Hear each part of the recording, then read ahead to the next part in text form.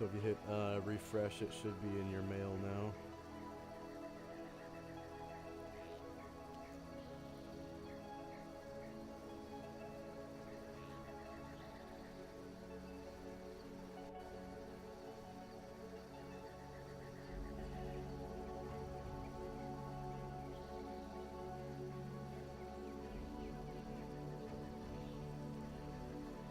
And then as soon as you get it, go ahead and join, and then enter the virtual tabletop, and I give you a character sheet and all that. First and foremost is going to be your character's name, believe it or not. I need your name before we can actually do anything.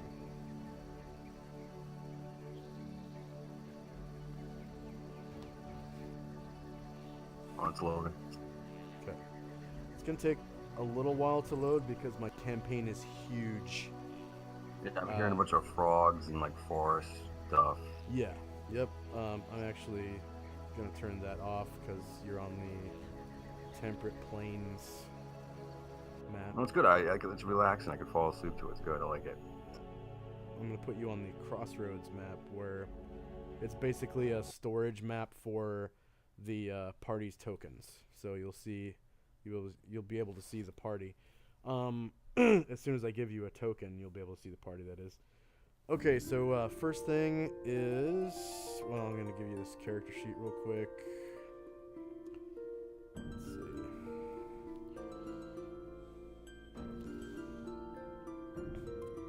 But the very first thing I need you to fill out on your character sheet is your character's name. So you'd be a single class. You said you want to be thief? Yes. Okay.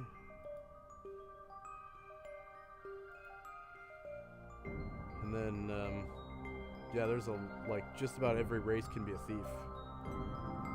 So, do you have any idea what race you want to be? I'll be human.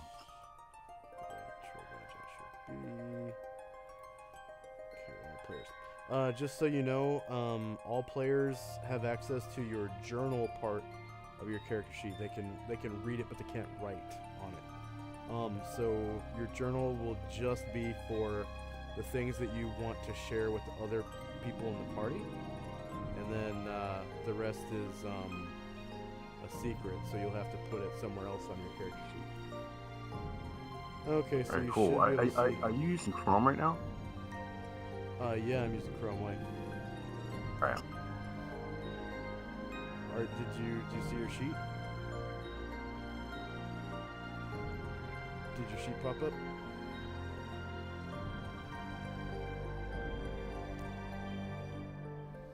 Josh. Yeah, I'm gonna jump on Chrome. I don't think Firefox is liking this. Yeah, you're definitely gonna want. Interrupting my connection, so. Yeah, you're definitely gonna want Chrome. Chrome has all the functionality that Roll20 needs. What was the issue? Was it just not loading? It wanted to like block and stop everything. So. Oh, okay. Yeah, it'll probably take a good 5-10 minutes for this campaign to load up. So you're gonna want to show up like a little early so it can load up. Plus, you know, everybody. Let's jump on Chrome. Yeah, definitely gonna want to be on Chrome. Most people show up like 15 minutes to half an hour early, believe it or not, because I usually get in chat a half hour early. And that's a good time to solve issues and stuff. So we usually do that beforehand on Saturdays.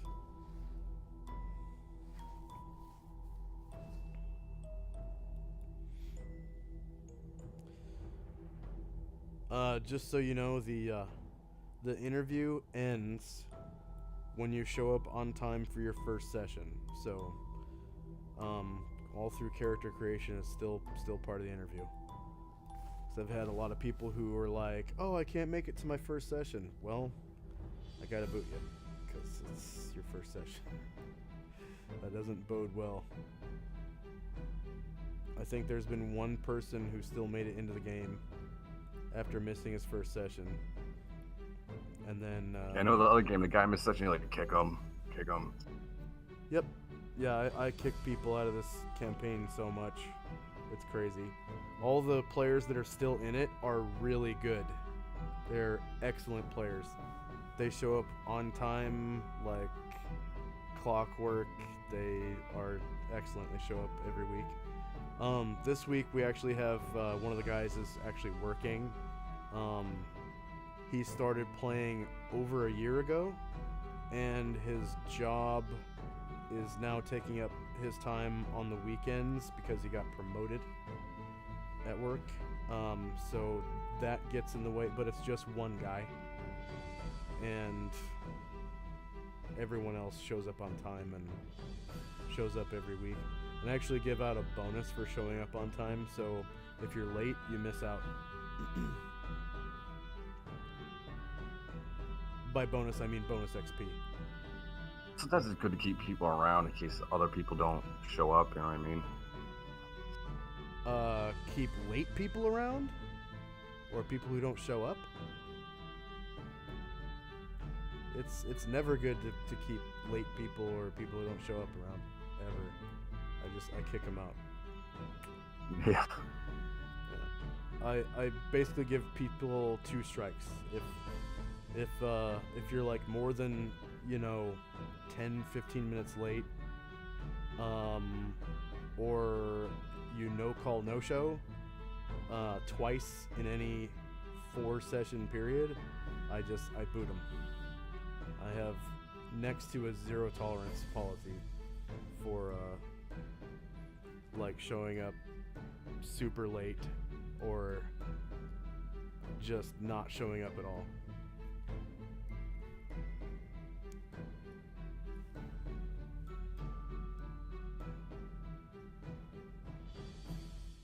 That is not the kind of game that I run where people can get away with that shit.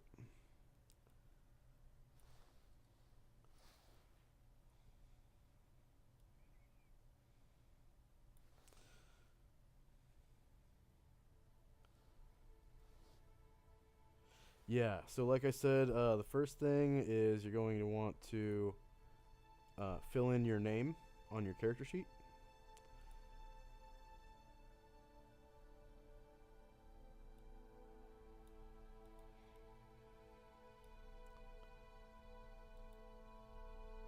And then hit enter.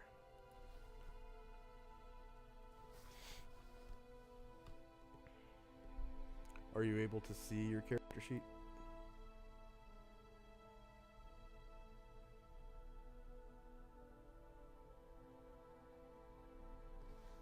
Josh, are you there?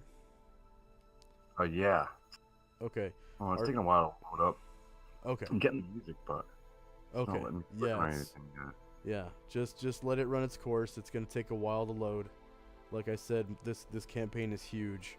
I have like 60 plus maps. I have hundreds, literally hundreds of macros. Uh-oh.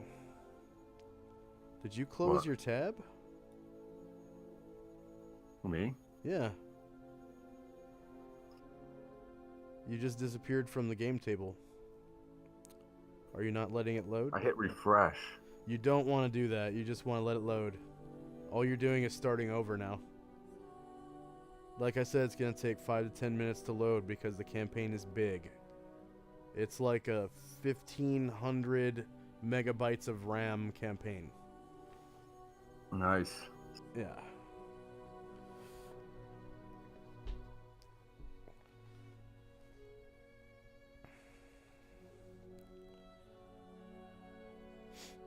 So you started over now. You're gonna have to wait 5 to 10 minutes for it to load.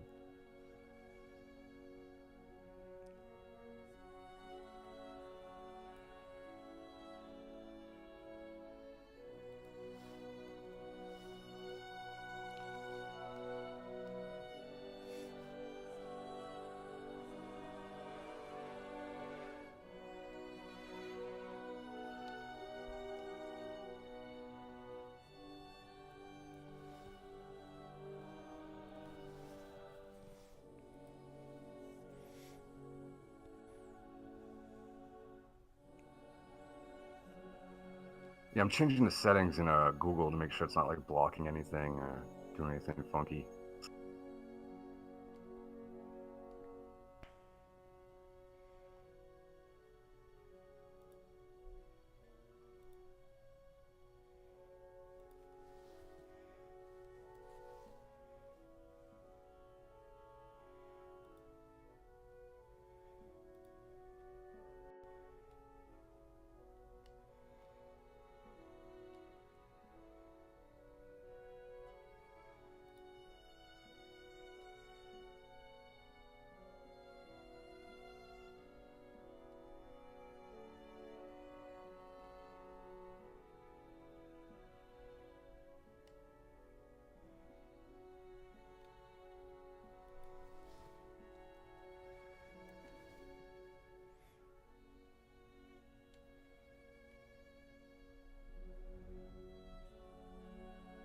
You still there? Yep. Yeah, just don't hit refresh or anything. Just let it load.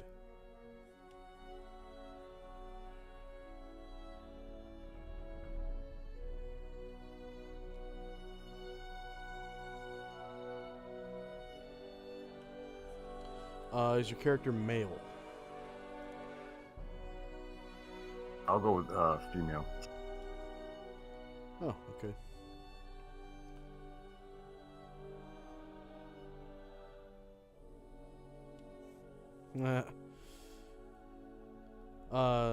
Do you plan on using a voice changer, or are you gonna?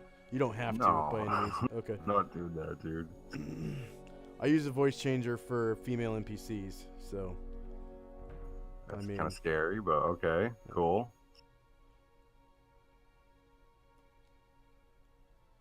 It's not a very good voice changer for female voices, but it's free. Thing.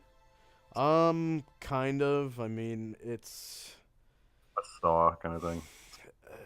I don't know. I never watched the Saw movies, but it's not the best female voice changer. I'll just leave it at that. Like, I've used another voice changer that was free, that had a better female voice changer on it, but everything else on the voice changer sucked.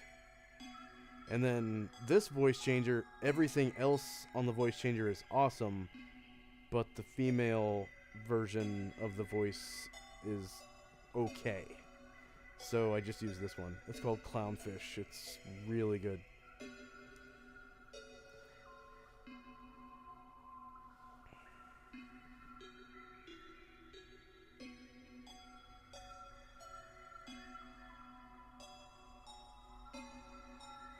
Is it still loading? It says unable to find a character to edit. This is Roll20 error. It's the one that's called Josh, right? Let's see, I'm gonna make sure that you are Joshua B. Can be edited and controlled by and players' journals. All players. Save changes. Okay, show to players. Can you see the character sheet now? Is it open on your screen?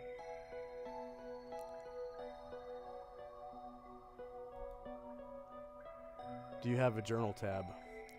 If you click on your journal tab, it's all the way at the top. It's called Josh.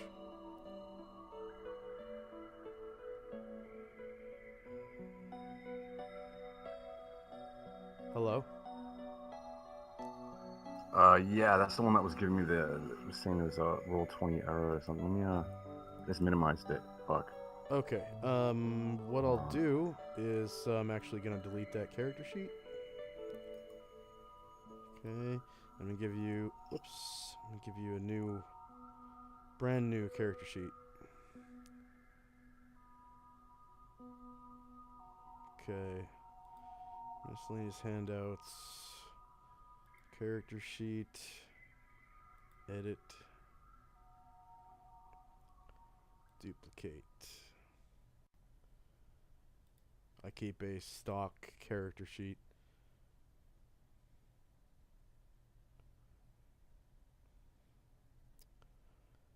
Okay.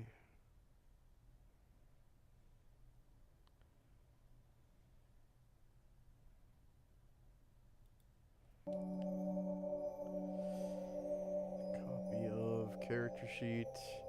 I'm going to put it back at the top here.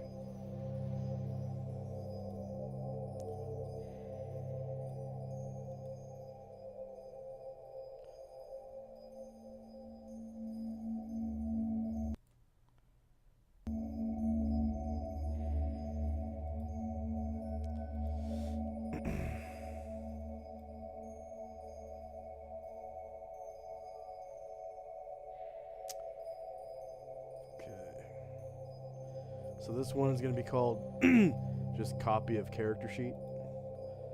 I'm giving you permission right now. Let's see. In all players' journals can be edited controlled by Joshua B. Save changes. And should be popping up now. Can you see it? Yeah, it's giving me this. This what? It's giving you an error. Unable to find character to edit. Why? It says that I can see my the token icons. I'm clicking it. I get to the screen that says edit, and I clicked edit. And, what are you clicking? What are you clicking to give you that error? Edit. Oh, you're clicking the edit button? Yeah. Okay.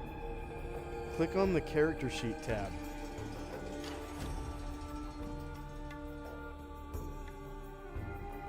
Did you click on the character sheet tab? Yeah.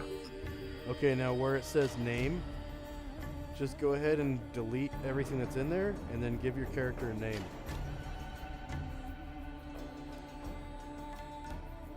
Can you see the name area? The name field?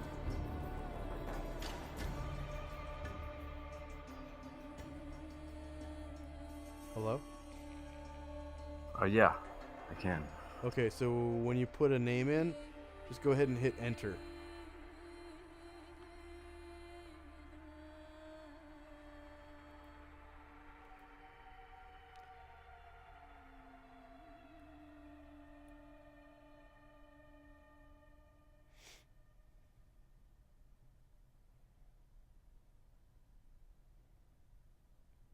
Did you put in a name yet?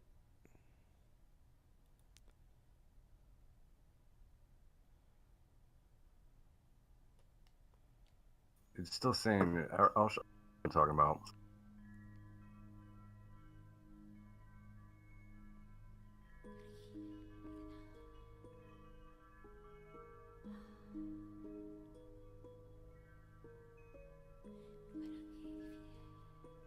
Are you able to change anything in the name field? No. Can you read me what's in the name field? Josh. Nope, you're looking at the wrong thing. Okay, so let's start from the beginning. If you click on your journal tab, go ahead and scroll all the way up. You should see a character sheet that says, can you read the very top thing in the journal tab for me? It says Josh. Oh, you're lagging. Are you sure you clicked the journal tab? It should say journal if you hover over it. Yes, the one that's that looks like a square newspaper kind of icon right next to the chat icon. Okay. Okay. Yeah, you're lagging. I deleted that like 5 minutes ago. That character sheet is gone.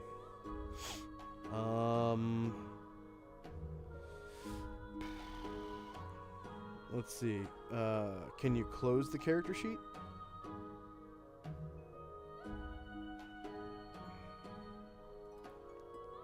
Oh, I got it. It says copy of character sheet. Okay. Yeah, go ahead and click on that one and open it up. Okay. All right, cool. Yeah, I can see it. Yeah, right now click on the character sheet tab. And then can you read what's in the name field? This is player's name, family, race, clan, homeland. No. Click on the character sheet. You're in the bio and info tab. You got to click on the bio. You got to click on the character sheet tab. You see, there should be 3 tabs: bio and info, character sheet, and attributes and abilities. Can you see the middle one, the character sheet one? Hello?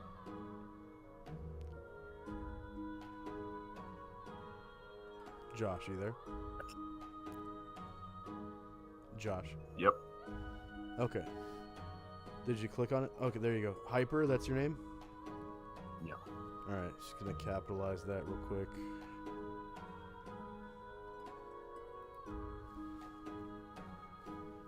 Oops. What the hell?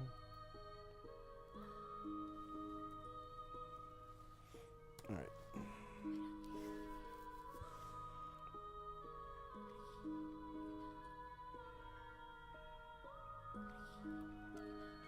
Okay. So I'm just going to give you a token. This is just going to be a tentative token, but you're going to need a token in order to generate your character, just because of how my macros work and all that. So you'll be able to see it in a second.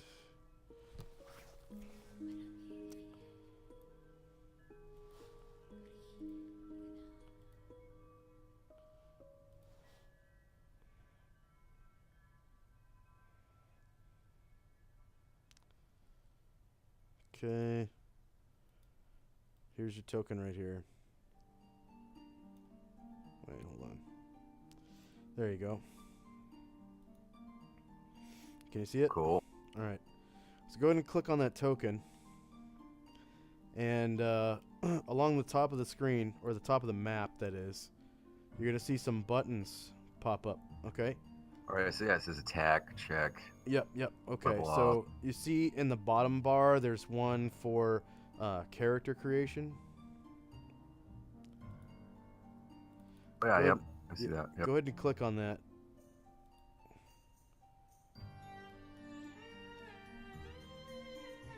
Okay, so those are your stats. I do allow 1 reroll if you're not satisfied with those stats, but if you reroll, you're stuck with whatever you get. Okay. Are you satisfied with those, or do you want to reroll? Oh, those are good. Are those, can I put them anywhere, or are those going in session of, like, strength? Those go anywhere. They go anywhere. No, that's good. That's good. I like that. Okay.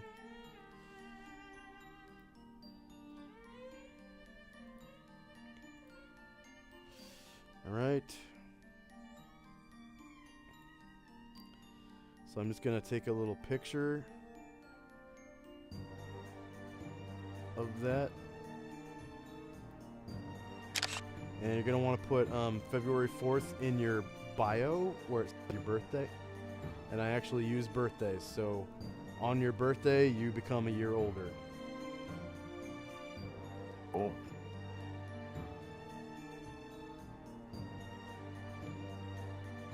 Hey, these Huh?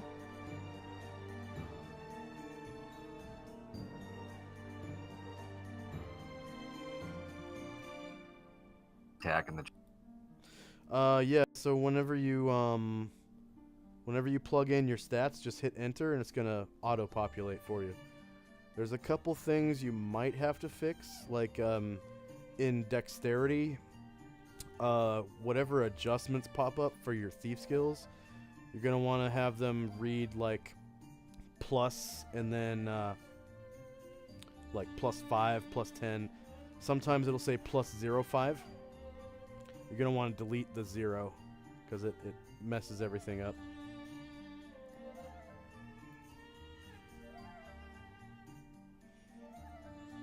So I'm just going to edit your bio real quick. I'm pasting your character creation template into the GM notes, so only I can see it. If you do export this character to your character vault, and then import it into another game, you'll be able to see what I've written in your in the GM notes on your character. So that's the only way you'd be able to read that. But you have to be the GM of the game. So most people just create, a game and import their own character into it. All right. So yeah, go ahead and plug in all your stats, and it will auto-populate for you. If you could, once you get your stats the way you want them, off on the right where it says notes, if you could put the raw score over there as well, so you have some kind of record of where you put them, that would be great. And then just let me know when you're done, and I'm going to take a picture of it and put that in your DM notes on your bio.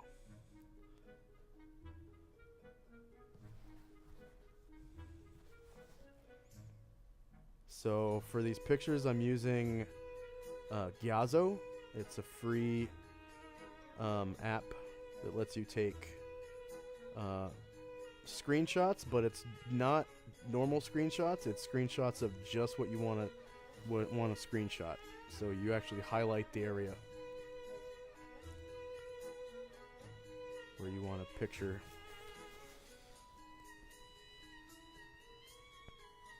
And if you're sure you want those stats, yeah, just go ahead and plug them in. And like I said, I do allow one re-roll, but whatever you get, you're stuck with. Usually, when you have 10s, 11s, and 7s, the second time you roll is a lot better, but you could be unlucky too, so you might thank your lucky stars if you did re-roll and rolled bad. Okay. Way to get the soundtrack is pretty cool. It's all on Roll20. So if you're a GM, you have access to the jukebox tab. Well, actually, you should have access to a jukebox tab, but all it's going to show is what's playing right now.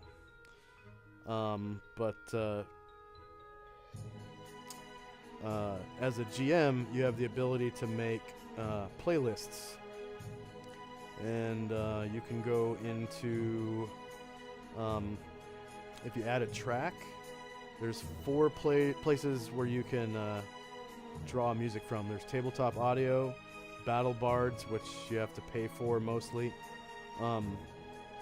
Incompetech, which is a bunch of tracks by this guy named Kevin Cloud. It's all copyright-free music that I think mostly he composed and performed.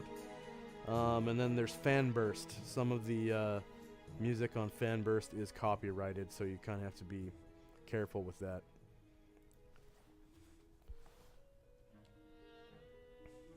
Okay, so looks like you've plugged in your stats. Just go ahead and put them also in the notes section on the right. So it looks like you got 14, 15, 13, 11, 10, 7. Just go ahead and put those in the notes section, and then we can move on to the next step.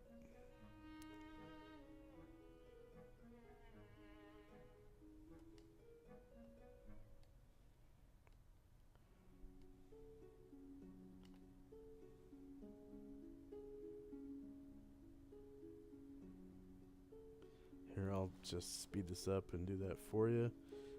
15, 13, 11, 10, and 7. Alright, I'm just going to take a picture of that real quick. Are you sure that's how you want to arrange your stats? Yeah. All right. Well, you mean put in the bio, right? I'm putting it into your bio, in the part of your bio that you can't see. Alright, so go ahead and put your birthday in your bio and your sex. And then you're probably going to want to fill out the rest of those lines where you can. You don't really know very much about my world yet, so you might want to leave stuff like homeland and things like that blank. But everything else you can choose, like, you know, your number of siblings, your birth rank, your whether you know your status, are you married or single, you know, things like that. And then I'm just gonna paste this real quick into your bio. So don't edit it yet.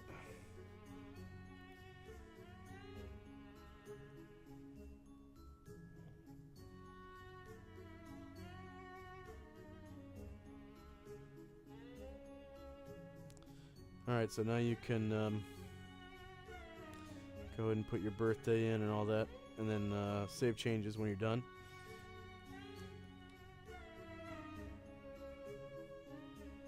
No, the player's name is your actual name. You don't have to put your actual name in there if you don't want to. That's, some people don't want their name to be known.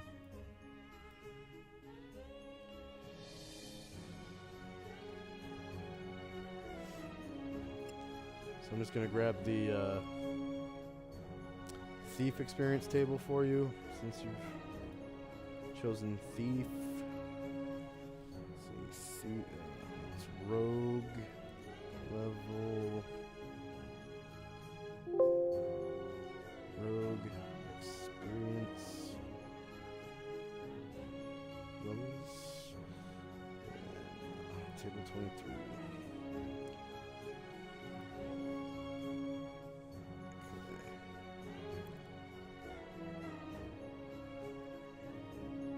What was the macro for that character creation you did on the chat? Say that again. The macro for that? What about it? How did you do that? I wrote it. Oh, So, cool. yeah. Yep. Okay, copy image. Alright, I'm just going to put this part into your bio real quick, so go ahead and save changes on your bio if you haven't done so already. And you can do your family and stuff like that later.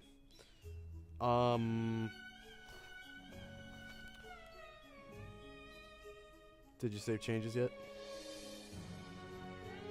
Yeah, you didn't see that? You can't see it yet? Yeah, I see that you put February 4th and Joshua B. Okay. So I'm just going to put this experience table into your bio so that you can refer to it whenever you feel like. Alright, so that's straight out of skills and powers right there. You see the experience table Alright, in cool. your bio? Alright. Okay, so next step on your character sheet is going to be, you know, fill out your level, your alignment, race, class, and all that. Just ignore the saving throws table. Your speed as a human is 12. For HP, since you're a single class thief, I always give full hit die at level 1, so your HP is going to be 6 out of 6. So when you get to that part, just go ahead and put that in. Anytime you fill in a field, go ahead and hit enter so I can see it on the character sheet if you could, please.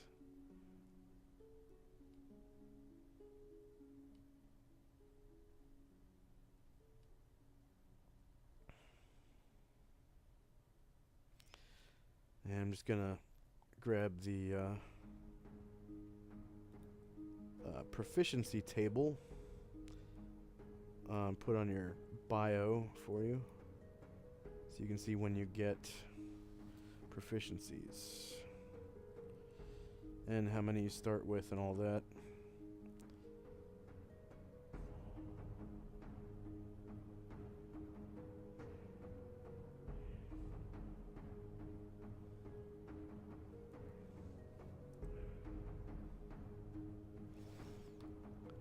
Table 34 out of the player's handbook.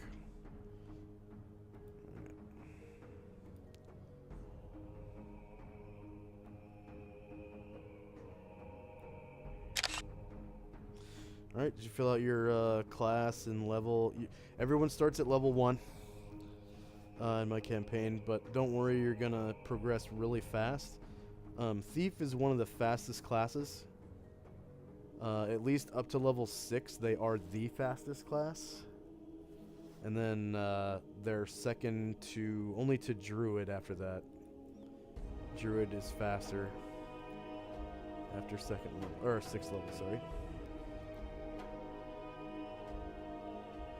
Okay.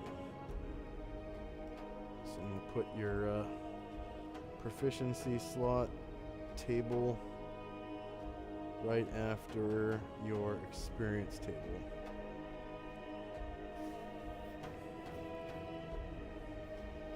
So you should be able to see that in your bio Want to write now. class in the bio or on the sheet? On the actual sheet. So the character sheet tab. That's where you're gonna...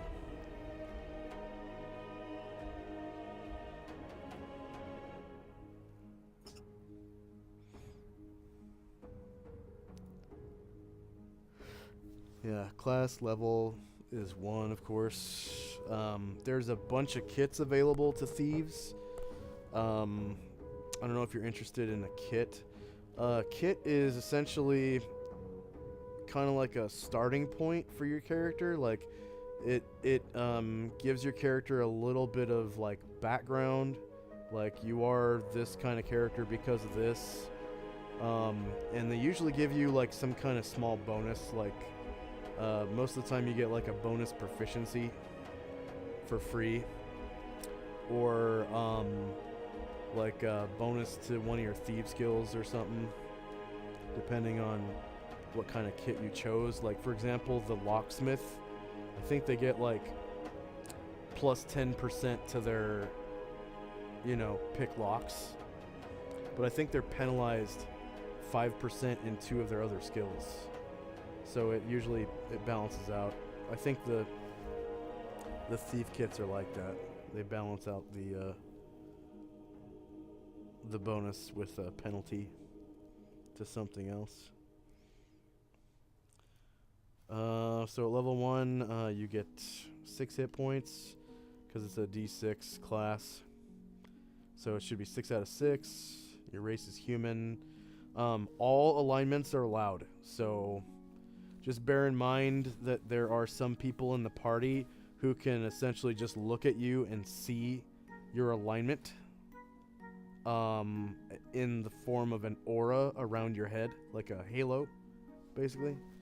And it's kind of apparent what your alignment is. And a lot of the people in this party don't like evil guys.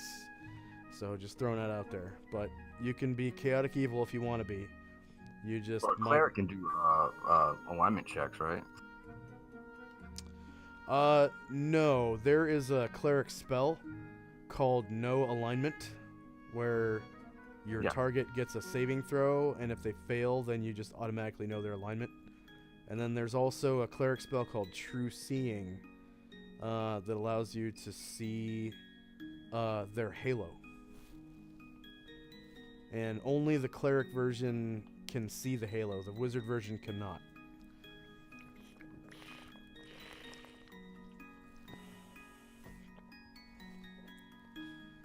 Okay, looks like you haven't filled out your race, class, kit, or alignment yet. Are you like reading something, or? Oh, I filled out my race. Did you hit enter? You gotta hit enter. And then it'll populate it for me. I can't see anything unless you hit enter.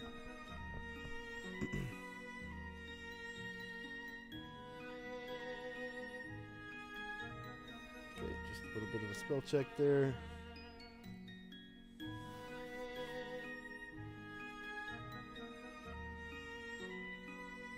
And it still looks like you have no class, kit, or alignment to me.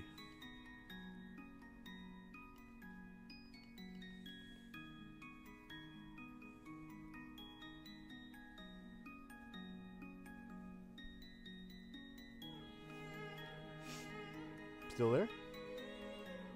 Yep. Okay. Are you having trouble typing, or?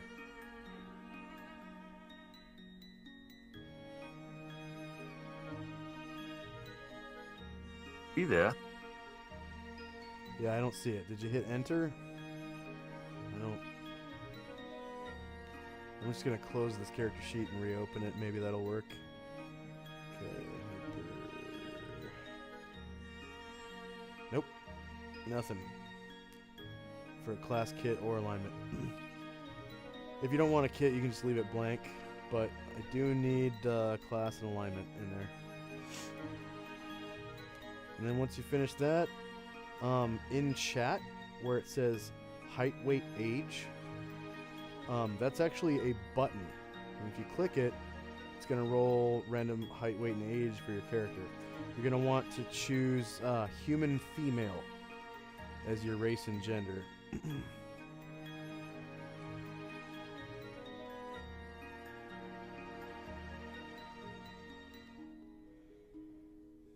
There you go, thief. Might be lagging a little bit or something, maybe.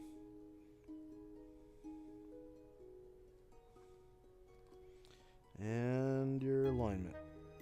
Did you want a kit or no? There's a lot of pretty neat kits in the Thieves Handbook, including Assassin, which is a class from first edition. They turn into a kit in second. It's pretty neat. Okay, chaotic good. You should fit right in. It's like a Robin Hood's chaotic good. Say again. Say again. It's like a Robin Hood, right? Robin Hood's chaotic good. Oh yeah, yeah. Robin Hood's chaotic good. Rob from the rich and give to the poor, and rob from the rich, steal from the poor. Rob from the rich and steal from the poor. Yeah. Yeah. It's kind of like the damn the man alignment. Like the man's stealing on our money, man. A thief can't be a lawful good. I mean, that's right. Yeah, you cannot be lawful good as a thief. Yeah. It's the only alignment a thief cannot be is lawful good. You can be lawful neutral. Yeah, break the law. All right, so go ahead and click on that height, weight, age button in chat. It's like a magenta button, and you're going to want to select human female. It's going to roll, height, weight, and age for you. Humans usually start between the age of like 15 and 19, so you'll be pretty young. I think it's a D4 plus. Wait, where is it again? Plus 15. So in chat, there is a magenta button that says height, weight, age. Should be the last thing in chat. It's the last thing you rolled. It has all your stats. It says born on February 4th, optional gender female, and the last thing is height, weight, age. That's actually a button. Go ahead and click on that. There you go. Nope, you chose deep dwarf male. You're going to want to click on it again and choose human female. It's a drop down menu, so if you actually type human female, it'll take you right to human female. Human female, there you go. 68 inches, that's 5'8", 130 pounds. You're pretty thin. Age 16, and your max age is 107. Okay.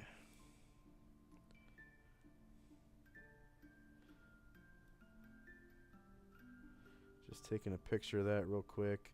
So go ahead and fill in those parts on your character sheet. You can see where your height, weight, and age go. It's just right below your, your class and your level and all that stuff.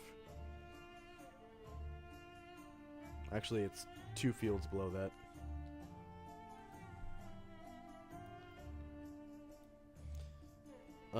And then for each of those fields, just go ahead and hit enter so I can see them.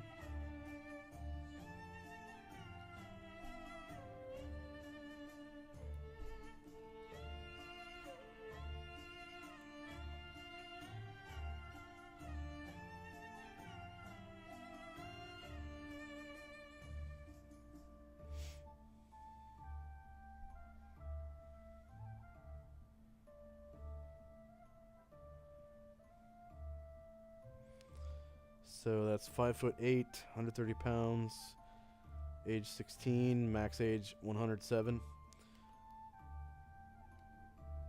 And your max age will go up and down. It'll kind of fluctuate because of certain things. You know, seeing some undead creatures is going to age you a little bit. Having certain spells cast on you will age you. And then there's potions you can drink that actually add years to your max age. And there's no limit. Like, you can keep drinking these potions and it keeps adding to your age. I think there might be some spells that undoes magical aging. Yeah, so that'll fluctuate throughout your career, your character's career. So yeah, height, weight, age, maximum age. Every time you finish one of those fields, just hit enter. I'm not seeing any changes yet. Might be a little bit of lag. Have you entered those fields yet?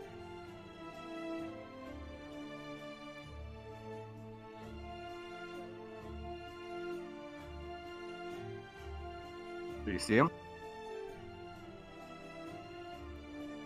I'm experiencing a little bit of lag on my end right now, actually. Okay, let's see here. Nope, I don't see him yet. You gotta hit enter in each one. It might, like I said, might be lag. It's underneath base honor. I put it. Not in your bio, on your character sheet tab.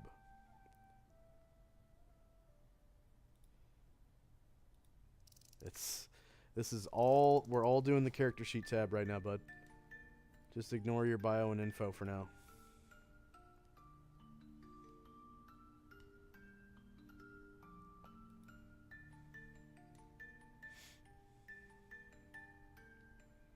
Yeah, you can go ahead.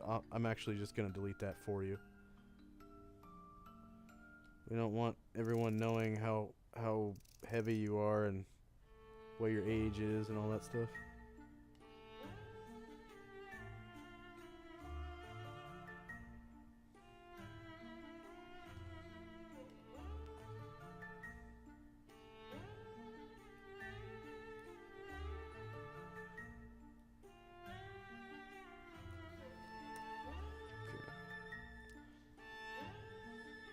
Yeah, it's all in the character sheet tab right now.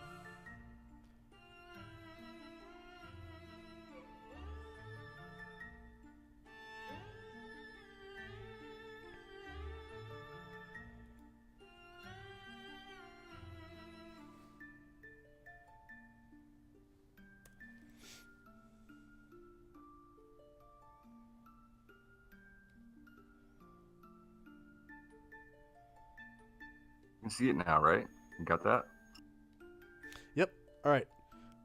So let's go ahead and scroll down to the next section in the character sheet tab, which is your experience. So I'm just adding gain thief 2 dash at. Your current XP is going to be 0. Your gained XP right now is going to be 0. You do not get the prime requisite bonus because your dexterity is only 15.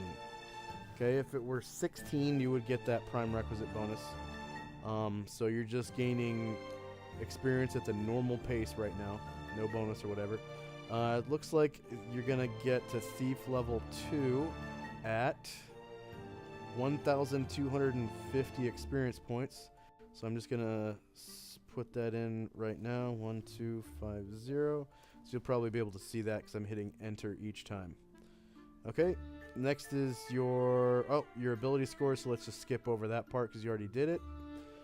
And then let's skip over the weapons part. And we'll get to your rogue skills. Alright, so at level 1, you get 60 discretionary points that you can put anywhere you want, but you can't put more than 30 points in any one skill, okay? And it's going to be in the level column only. So don't mess with the base or the race or the dex or the armor columns. Just in the level column only. 60 points. Yep, you get 60 skill points at level 1. And no more than 30 in any one skill. Usually it behooves you to put 30 in Move Silently and 30 in Hide in Shadows, but that's just a suggestion. You can build your character any way you want. I just like to suggest things like that to people because it kind of How about increases. pickpockets? Pickpockets probably. Yeah, anything you want to do. It is definitely your character. Okay, looks like you get. Just go ahead and do that real quick. Ignore the last. I think it's the skills that have an asterisk. Let's see. Yeah, all the ones that have an asterisk, ignore those. So detect magic, detect illusion, bribe, tunneling, escape bonds. I don't use those in my campaign. Those were added in the player's option books, and a lot of them are just a way to get around role-playing or a way to get around a couple of proficiencies like rope use and stuff like that.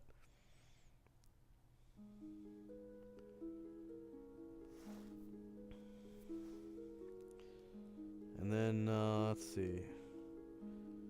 At level 1, I think you get 2 slots for weapons. Yeah, you get 2 slots for weapons, 3 slots for non-weapon proficiencies, and then your intelligence bonus is 2.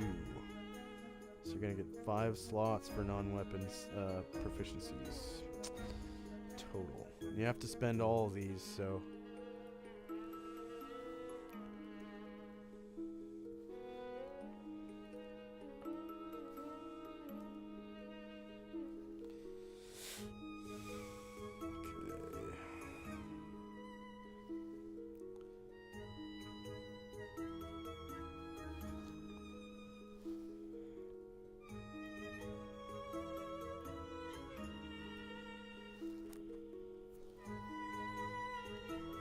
Okay, just let me know when you're done with your thief skills and hit enter.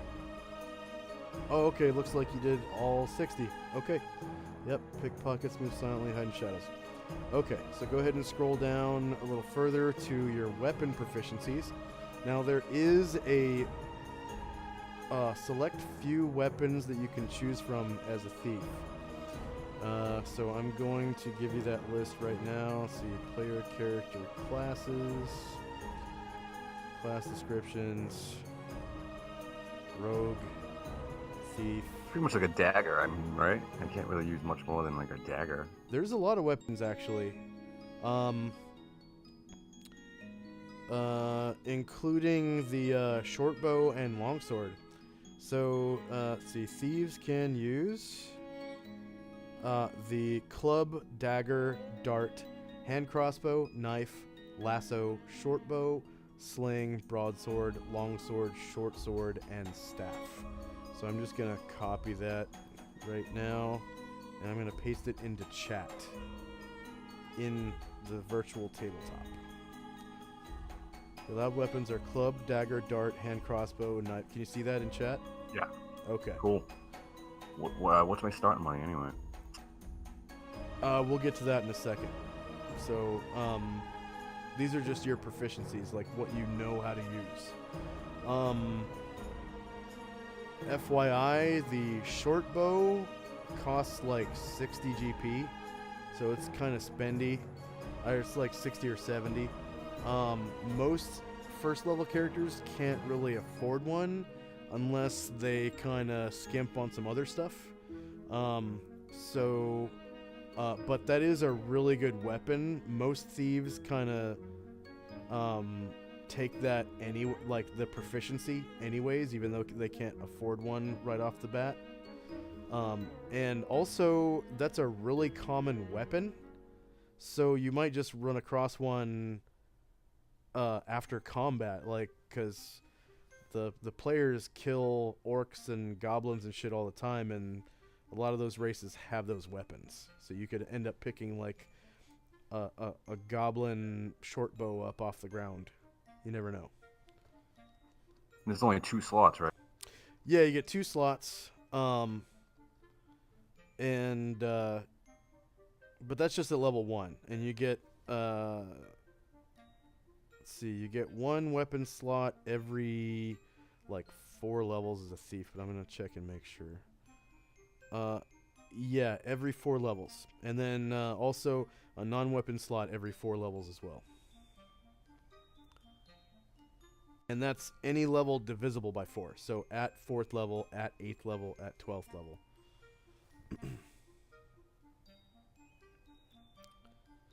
I think most thieves take longsword and shortbow. Hey, good choice. I was about to explain. So backstabbing, in my campaign, is basically the thief's like sneak attack, right? And Yep. I allow backstabbing with any weapon that you're proficient with. So that includes, longsword and shortbow.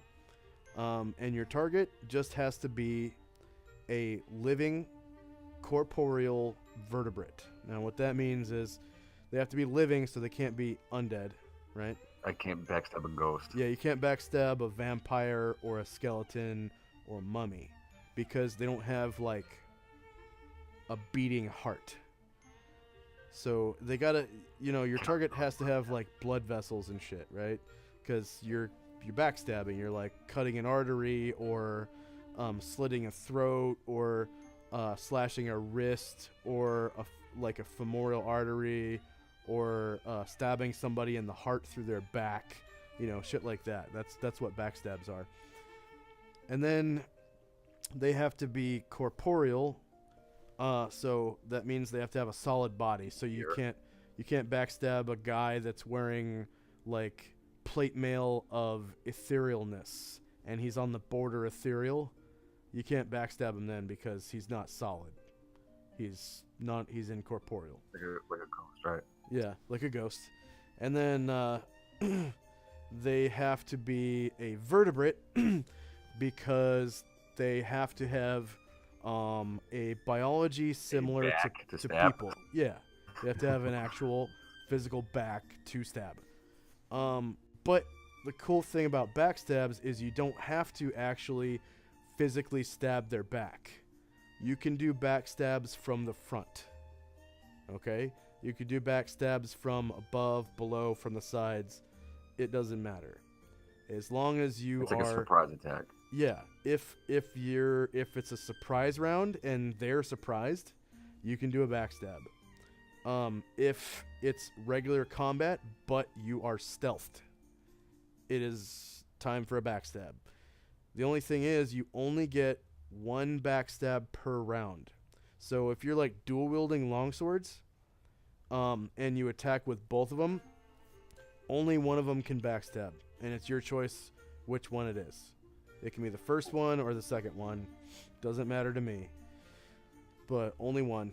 And then if you fail to kill your target,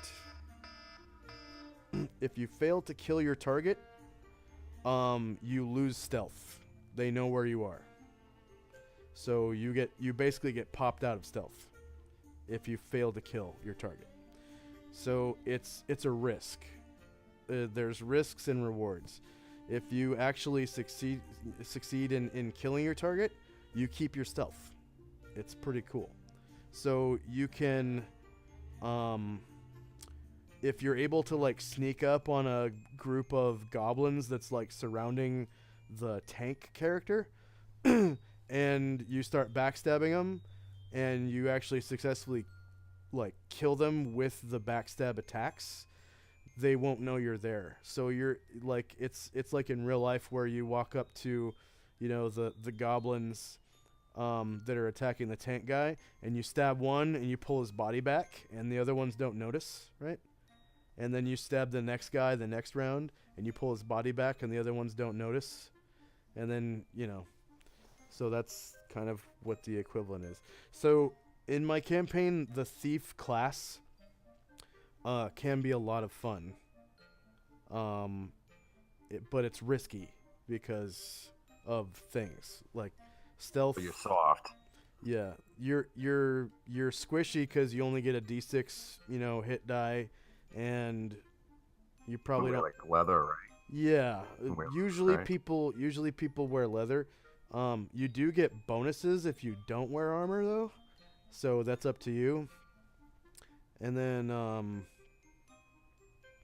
yeah, it's your backstab modifier is based on your level. So at level 1 it's only times 2. So you'll only be able to one shot like really weak enemies and you'll have to roll well. But the cool thing is you chose longsword, so that shouldn't be super hard to do.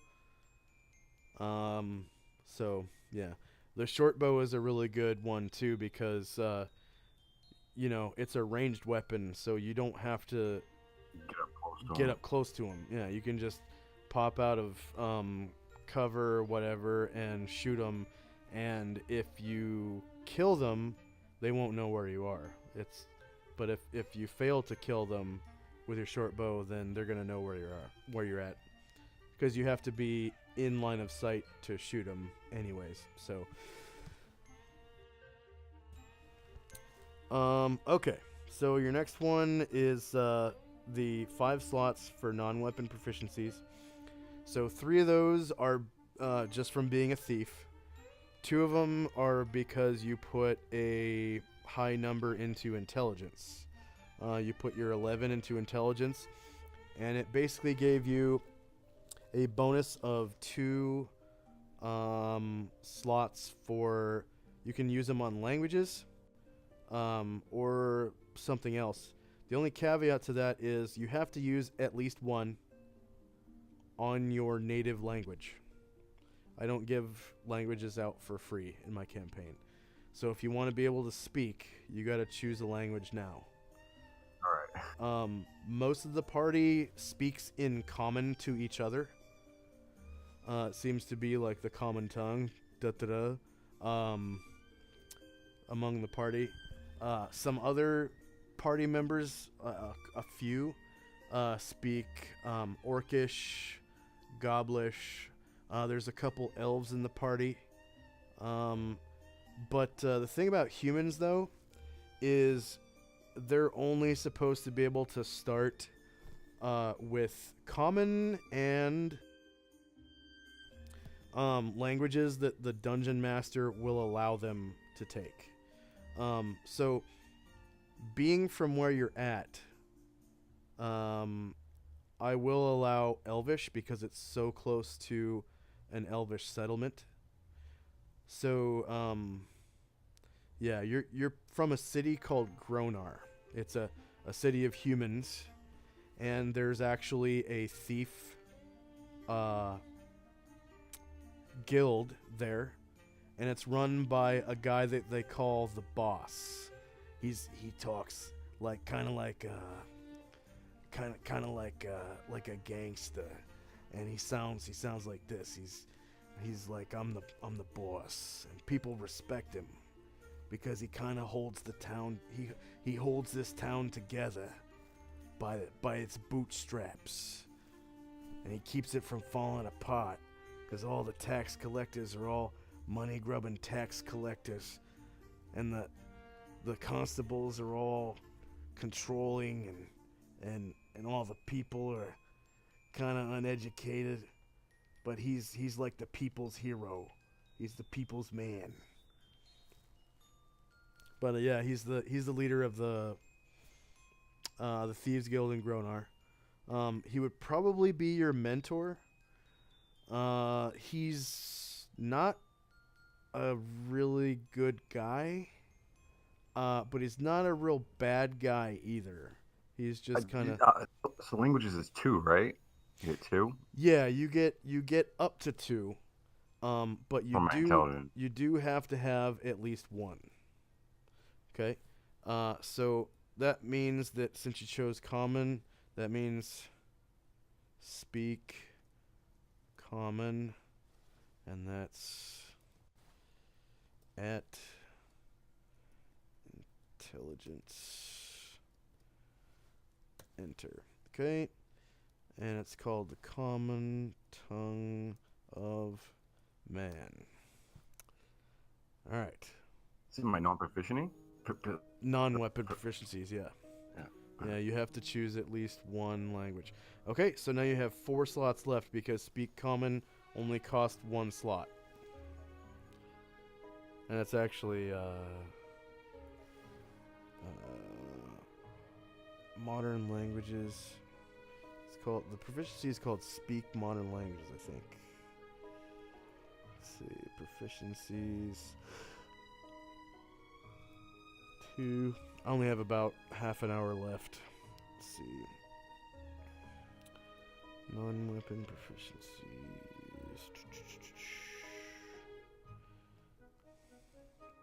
Modern languages.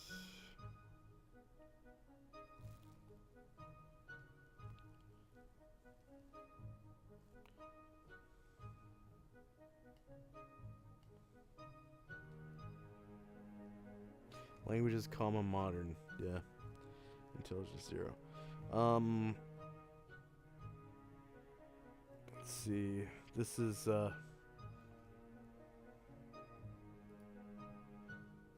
table 37 in the player's handbook.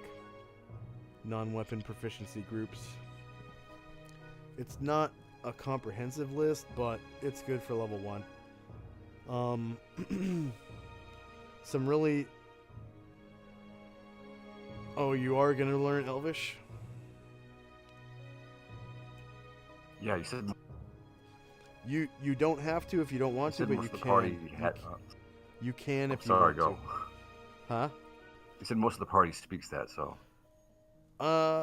There are, yeah, quite a few that can speak Elvish in the party.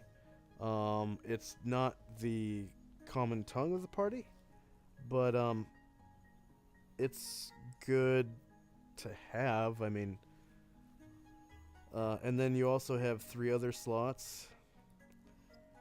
Some really good ones for rogue are appraising, so you can appraise things that, like gems and stuff, and art objects that you steal or find. Set snares is really good because thieves can use the set snares proficiency to make man traps. Tumbling is really good because you can use it to take 0 damage from falling up to a certain height. It's like you take 1/2 the normal damage from falls of 60 feet or less on a successful check, and none from falls of 10 feet or less. And then falls from greater heights result in normal damage. So a lot of the like pit traps and stuff are less than 60 feet, usually. So that could mediate a lot of damage if you were to fall into a pit trap. Thieves are usually, the people who look out for traps. So, alright, cool. So appraising. Another good one is jumping. That can be really useful. It really sucks when you don't have jumping and there's like just a 5-foot gap to get across, because I make it kind of painful if there's even just a 5-foot gap. I make people roll a dex check to like fall in style to get across the other side and grab the other side with your hands, and then a strength check to actually climb up. And that's because of non-proficient jumpers. There's no rule really for non-proficient jumpers, so it's kind of like a disadvantage roll in 5th edition, because it's 2 checks back to back, and you have to succeed on both. And one's dex and the other one's strength. So there's very few characters that have a decent dex and a decent strength.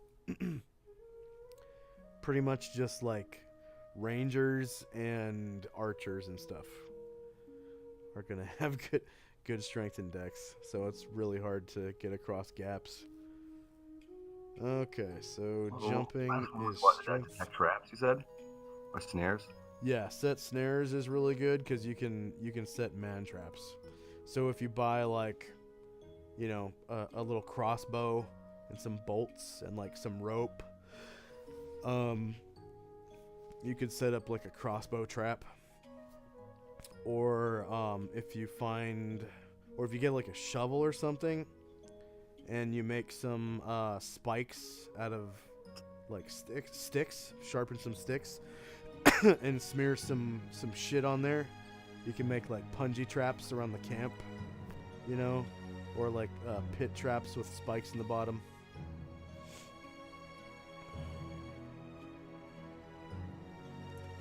So I think jumping is strength 0, appraising is intelligence 0.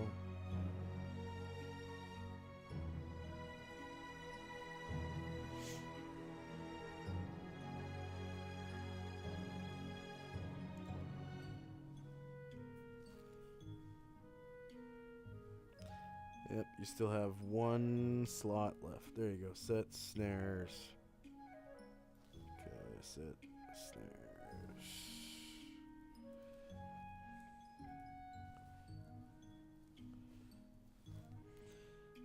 And set snares, I think, is dexterity. Dexterity -1. Okay.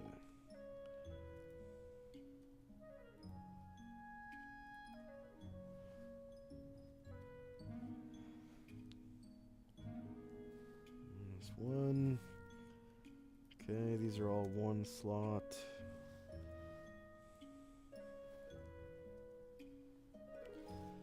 All right. Okay, so you got 2 languages, Elvish and the Common Tongue.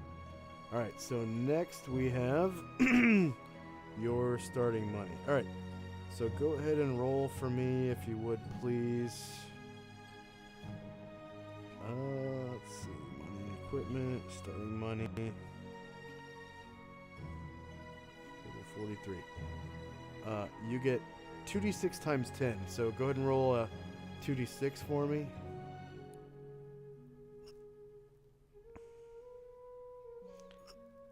Hopefully you get 2 6s. Okay, 50 is respectable. Alright, so you have 50 GP to work with.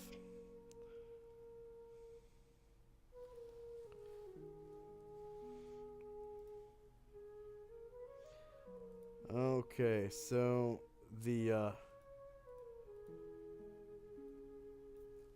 Player's Handbook has the money and equipment chapter. Do you have Purple Worm open?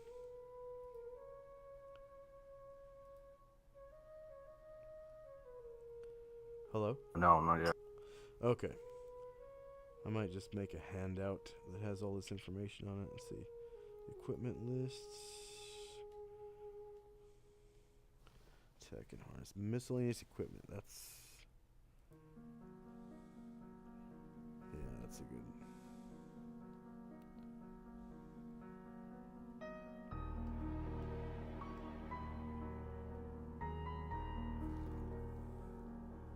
armor. Weapons. Yeah, I'm on the armor. Say again? I'm on the armor page. Oh, okay. This was All right. 500. What? No, you get 50. You get 50 gold. Okay. Let's see. Combat tactics. That's the old leather. Say again? I didn't hear you. Yeah, I'll go leather. Yeah. Let's see. Leather costs. I think it's 5. Let's see. Leather armor. Yep, 5 GP, and it weighs 15 pounds.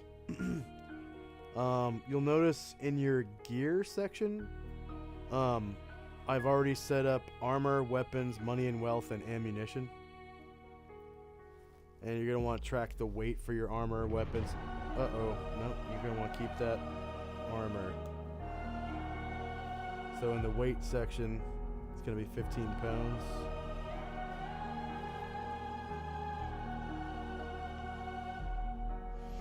And then if you want to add lines, just go ahead and click on add, and you can see where I put XXX. Put more in there, but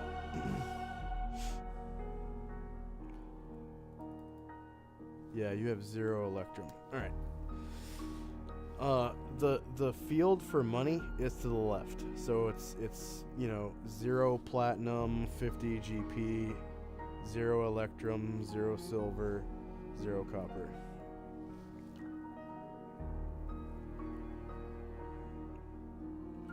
No, you have 0 EP and 50 GP.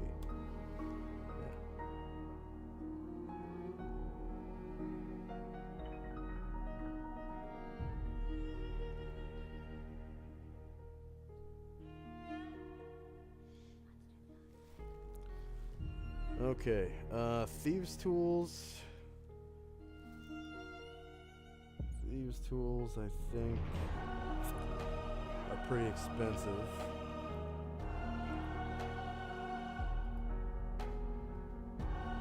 Let's see, skills and powers. Pound tables. Let's see.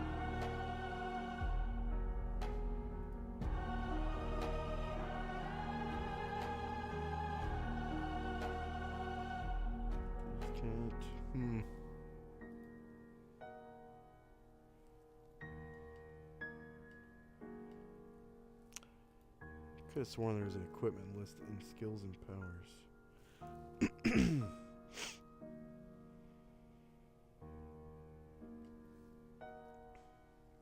I know there's a price in the player's handbook, but it's like an old price. I think a longsword is like 15. 15. Let's see.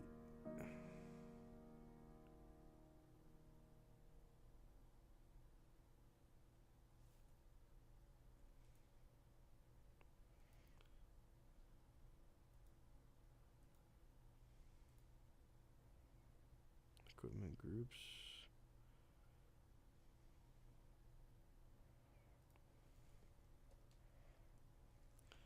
Let's see, longsword.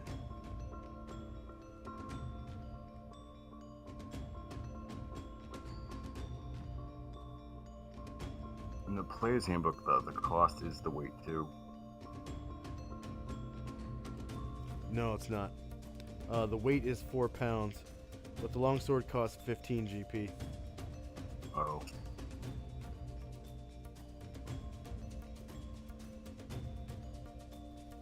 Yeah, it's 4 pounds.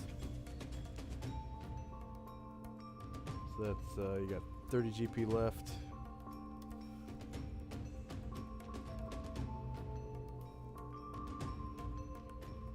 You're probably gonna want like a backpack and clothes, and because you're naked right now, other than your armor.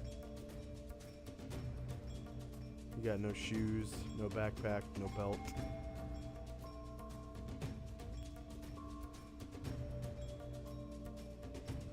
No food.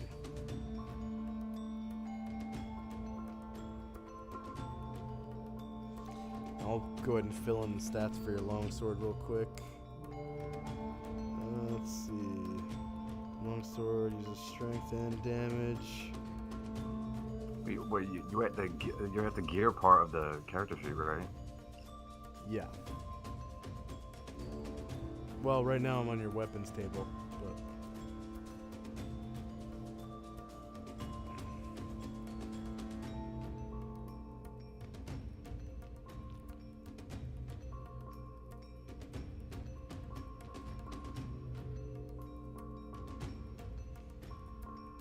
Thieves' picks are pretty Oh, sorry, heavy. that gear.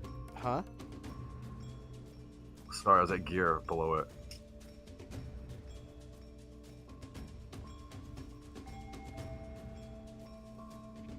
D8, D10.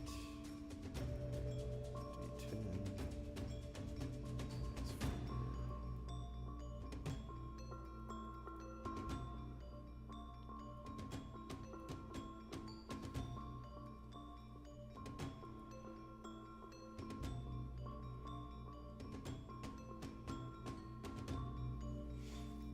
Okay, I got your longsword plugged in on your weapon table.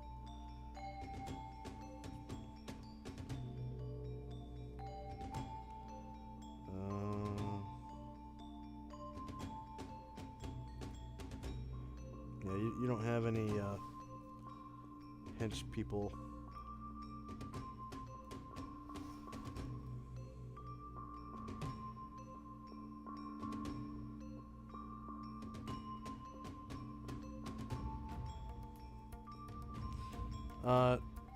The weight of your money is 1 pound per 50 coins or gems. So you're carrying 0 pounds of money right now. It was 1 pound, but you already spent 20 GP so far. So now it's under a pound. You don't have to track the weight of anything that's under 1 pound. Alright, cool. Unless those objects add up to, 1 pound or more. Like if you're carrying 100 fish hooks, that's pretty sure it's a pound.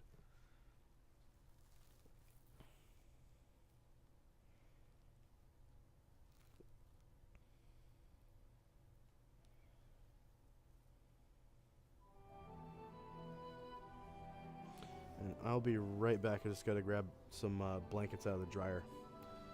BRB. Cool.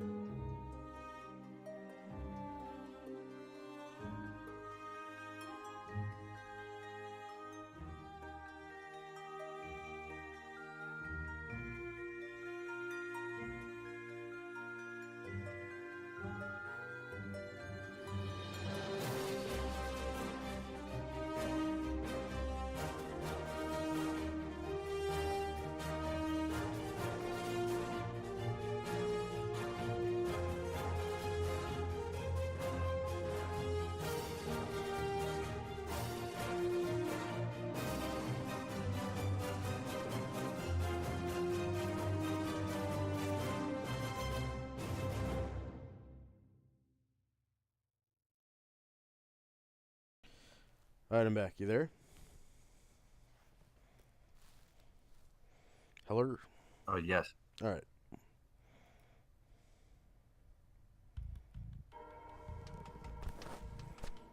Want me to add the dexterity bonus?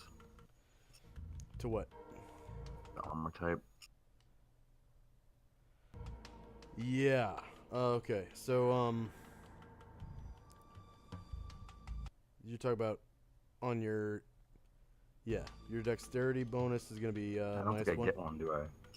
Yeah, you do. You get a... Your defense adjustment is minus 1. Yeah.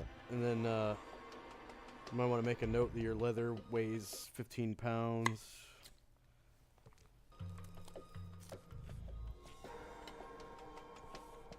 And leather gives you AC 8.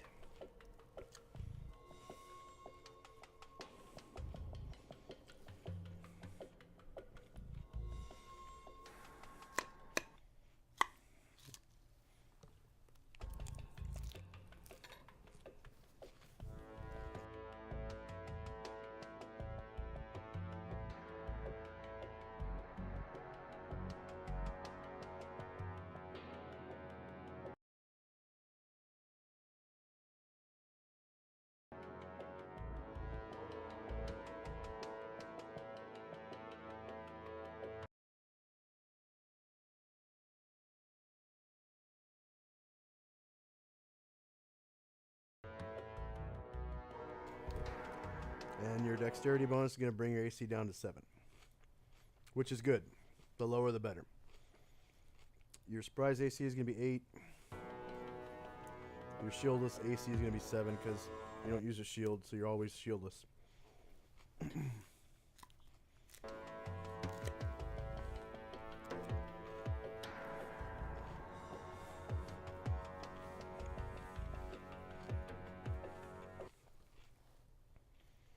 Your rear AC is going to be 8.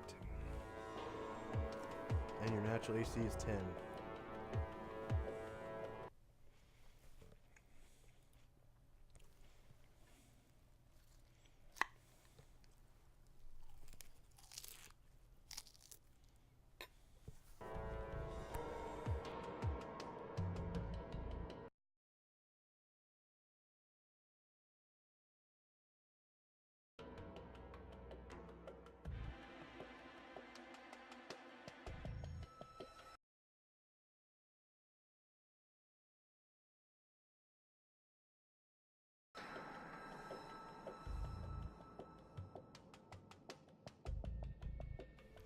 Alright, so far you're basically naked, other than your armor, and you have a sword. So you're probably going to need other stuff too to survive. Currently, in game, it's like December 3rd or something like that. So it's really cold outside. That's in our Medicillus equipment. Yeah, miscellaneous, yeah. It's December 6th, and so it's high winter right now. There's going to be snow on the ground, and it's really cold. You're probably going to want to have a backpack, a tent, a winter blanket, a wineskin, like a week's worth of rations, not dry rations, but like regular rations. They're cheaper. This version of the player's handbook on on Purple Worm, it only has dry rations. Don't worry about that. Dry rations are really expensive because they never go bad. They cost 10 GP for a week. Regular rations, they go bad after about a year. And they're a lot cheaper. It's 3 GP for a week of them. Each ration weighs a pound. So you buy a week of rations at 7 rations, so it weighs 7 pounds.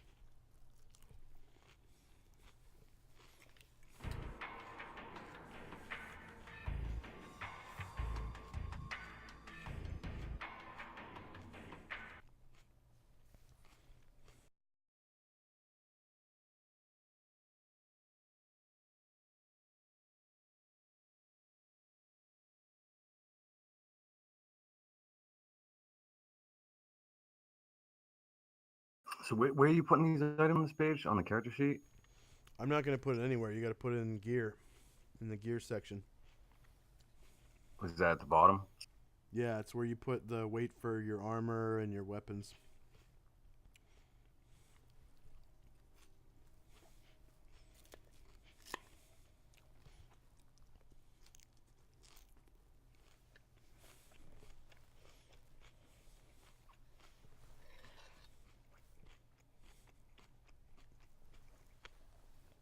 Other items of value?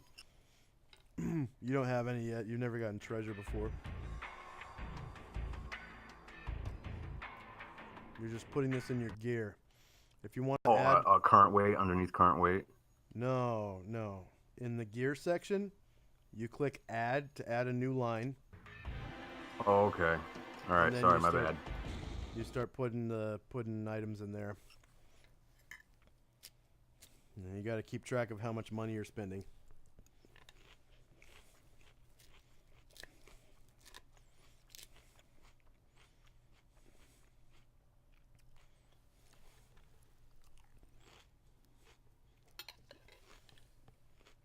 In second edition, it's just flint and steel.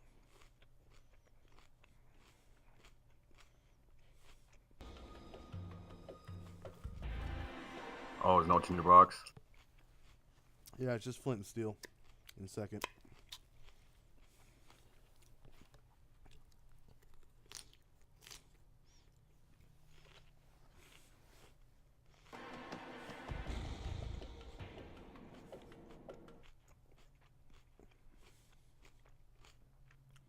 You can use it to light anything that's flammable. Campfires, torches, lanterns, oil.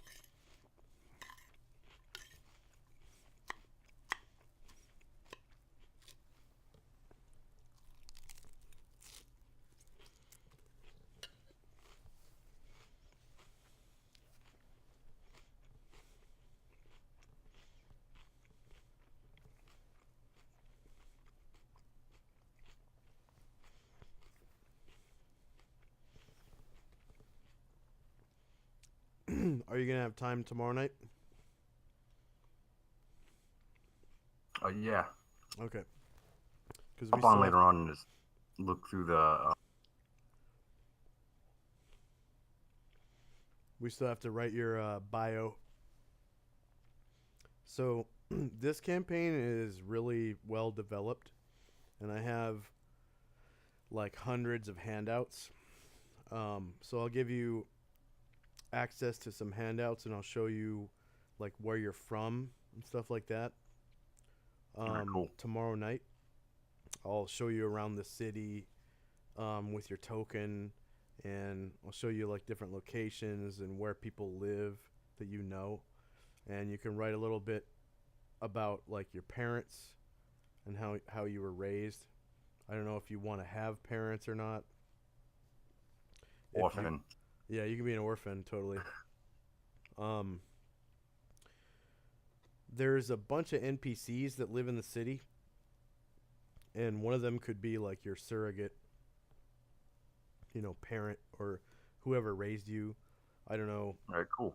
You could be orphaned after, you know, like recently orphaned if you want. So you could have been raised by your parents and they just died.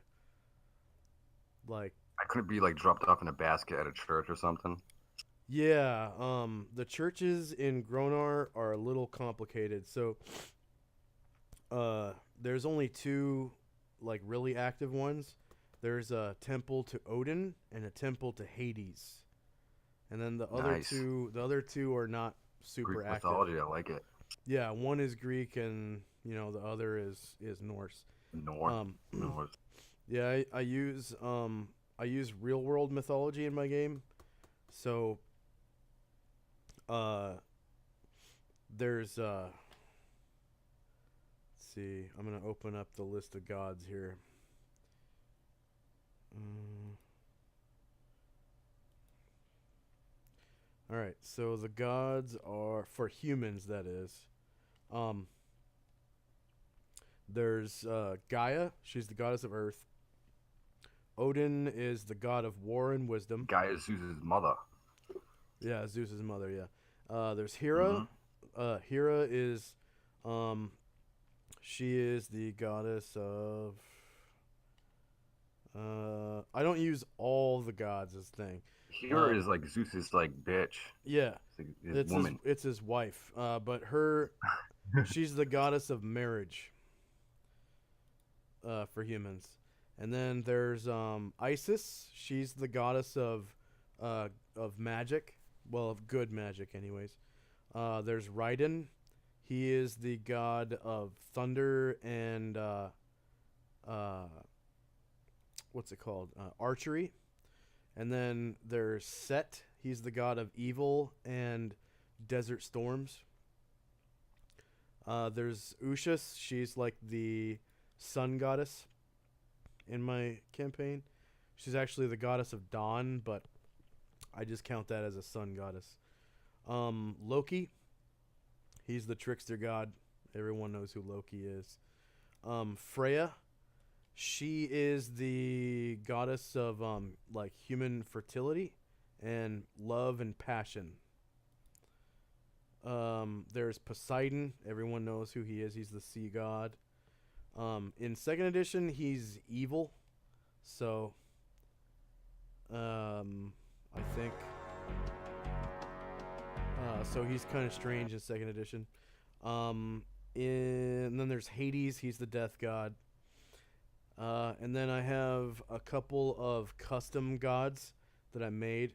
One of their religions is called the Duality of the Wheel, and it's a duality. So there's two gods, and they're actually two real world gods that died, and their bodies were floating in the astral plane, dead, and they collided with one another and brought each other back to life. Oh. One of them is a god of magic from the Celtic pantheon. His name is Math Mathanwi. It's a weird god it's Celtic. And then an Indian god called Tavastri from India, and he's the god of machines. So together they are a religion that worships magical machines. Cool. So yeah, and then there is another god called Motivar. Motivar. Motivar. He's basically like Palor from Greyhawk. He's just the lawful good god. And his symbol is the letter M that's kind of twisted into two ram horns. It's kind of hard to um, explain, but he's like a ram-headed god with a human body, sort of like the Egyptian gods were all humans, but they had animal heads. That's basically what he looks like, a ram-headed god. And then the lesser powers are Kung Fu Tzu, which is it's basically Confucius. But he's like, these are like demigods. They're lesser powers. Oh, Um, there are really no demigods, basically. And then there's Lao Tzu, which is basically Taoism. And then there are the beast gods. So there's Coyote, Raven, and Snake. And they're all beast gods. They're less powers. They're kind of weaker. Just like Kung Fu Tzu and Lao Tzu are lesser powers.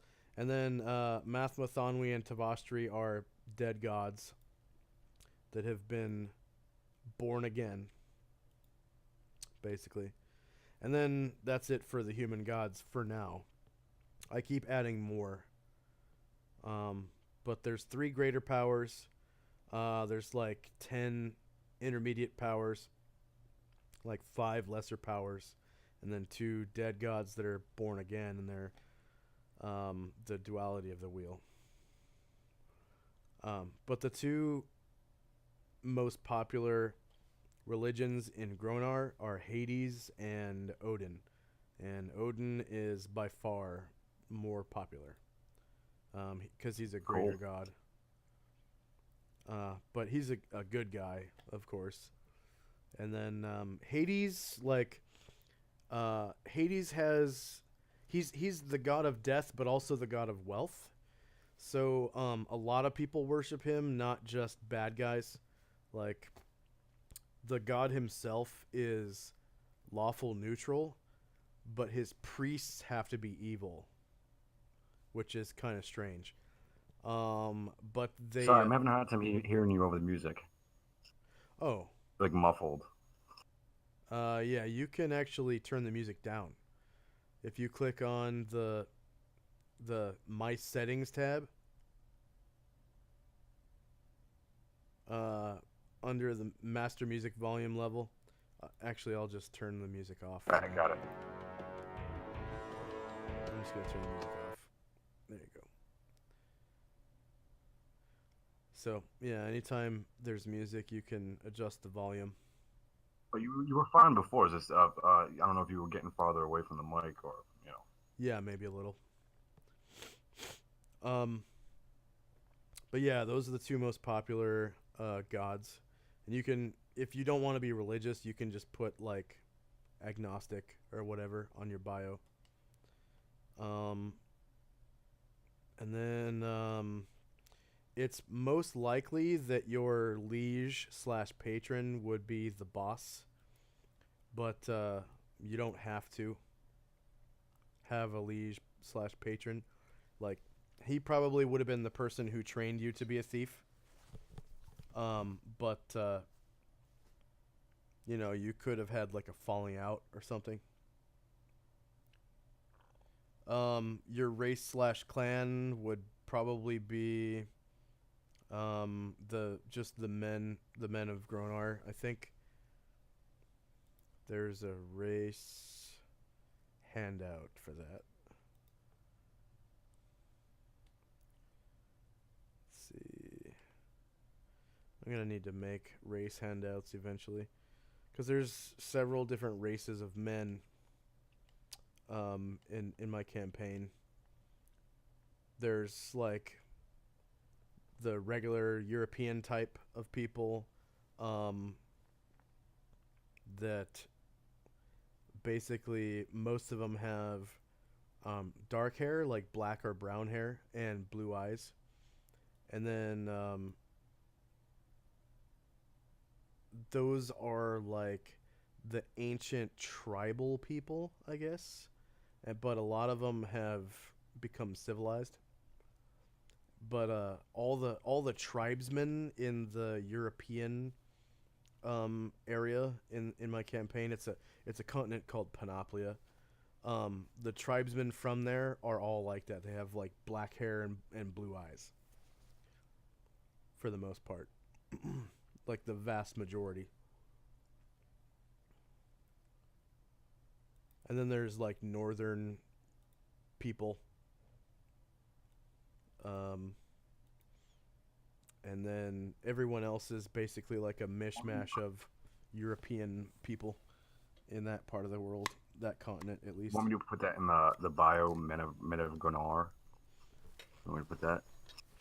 Yeah. Um, I should probably start giving you access to some of these handouts. Lore.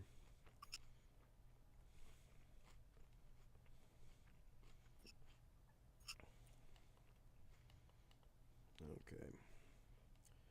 Eastern Panoplia. Gronar. Edit. Joshua B. Save changes. Show to players. Okay. Can you see that?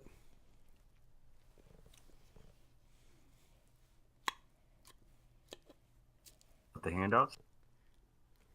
Just that Of one. Gunnar? Yeah, Gronar. Can you see it? The handout for Gronar. Okay. So, you might want to read this. It's one of the longer ones. It's like 4 paragraphs, or 5 paragraphs, sorry. Most of the handouts in my campaign are going to be like 1 paragraph and a picture. This one is longer because Gronar is so well developed. And a lot of these links that you can see they're like proper nouns that have brackets around them. I'll give you access to these because you would know about this stuff, being from Gronar.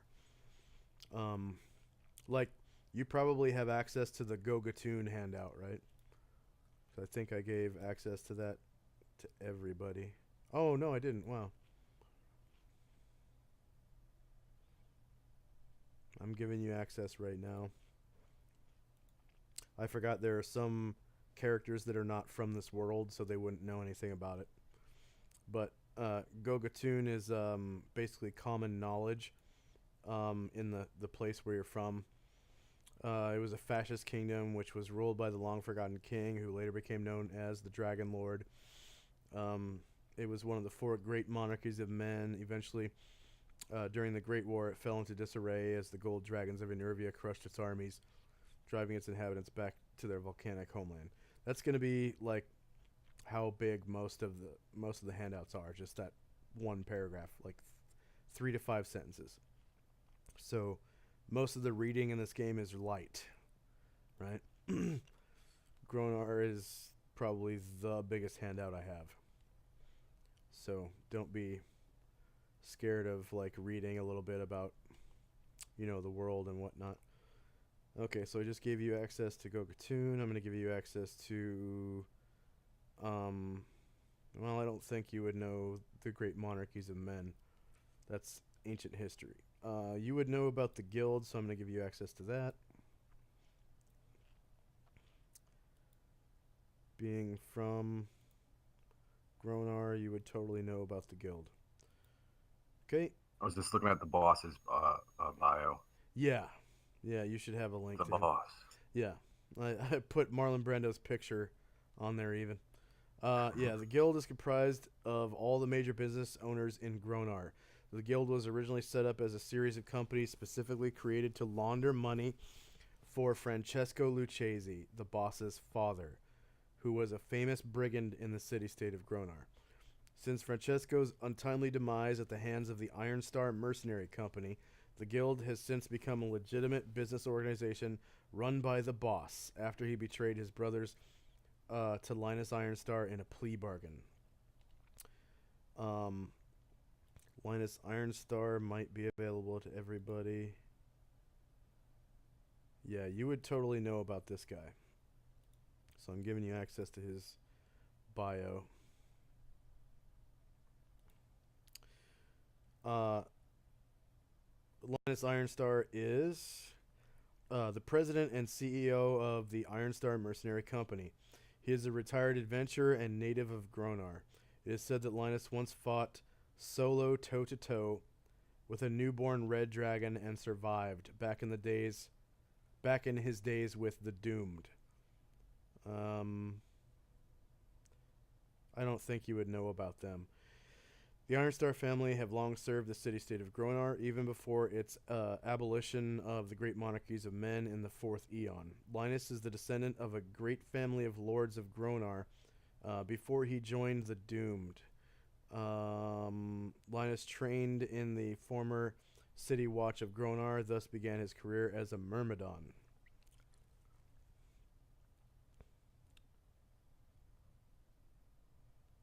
Yeah. Okay. So there's that. You would know IMC means Ironstar Mercenary Company. Joshua B. Save changes. Show to players. So that's, yeah, the IMC is merely an abbreviation for the Ironstar Mercenary Company. And then So it'd most likely be working for him, right? probably not. He is probably your main enemy. Because he kind of hunts down thieves and brigands and bandits and stuff. Okay, Ironstar Mercenary Company, or IMC for short, is a paramilitary organization led by Linus Ironstar, who are responsible for law enforcement within and defense of the city-state of Gronar. The typical IMC soldier is a musketeer between the ages of 16 and 25. Working for the IMC is one of the most lucrative occupations for young people in the city-state of Gronar and has been a boon for the economy in recent years, especially the service industry within the city. So you probably were approached at one point, during your life, probably recently, to join the Ironstar Mercenary Company, as a musketeer or something, and probably turn it down. You're like, fuck that shit. I want to be a thief. Okay, you have access to Gronar. You have access to the boss, of course. The boss is probably your main ally. Him and the guild. The guild is the Better Business Bureau, basically. You would probably know the character named Mucky. And I think everyone has access to Mucky. Let's see, the boss. Come on, the boss. There we go. Mucky. Yeah, you probably would have been in the boss's gang at some point. So I'm going to give you access to Mucky's bio as well. Save changes. Show to players. Okay, Mucky is a messenger for the guild in Gronar, which runs local commerce and production of goods. Mucky is secretly the apprentice of the boss, who is the chairman of the Gronar Guild, and the people's man, a godfather of sorts to the city. Mucky grew up as a street urchin in Gronar. He was orphaned at a very young age when his mother died from a debilitating disease when he was approximately 6 years old. Mucky never knew his father, and his stepmother never shared much information about him. It is somewhat known that Mucky's mother, Sophia Thavma, was a courtesan and a beggar, and some people still remember his raising. Mucky is not well liked among most citizens of Gronar. Though Mucky has never been caught red-handed, it is believed that Mucky is a scoundrel, as he has never worked a day in his life, but can still afford good standing with city tax collectors and grocers. Mucky has never been well dressed, wearing only loose fitting garb and sandals. His grooming is unkempt by Gronar standards, and his hair is long, though he sometimes wears it in a ponytail. Mucky has good hygiene, however, and his clothes are always clean. He has been known many times to beg in the town square in Gronar, and it is believed that he might actually be a pickpocket too. The boss grew tired of Mucky's begging one day and offered him a job as the guild's messenger. Mucky gladly accepted, and the boss has ever since taken Mucky under his wing and tutelage. Yeah. So he probably would have been like one of your buddies growing up. And yeah, the boss. All right, cool. Lucchese Gambino, yeah. Oh, you know what? I need to change that. Lucchese. His name is Lucchese Gambino, aka the boss. Okay. Francesco Lucchese. Francesco Gambino.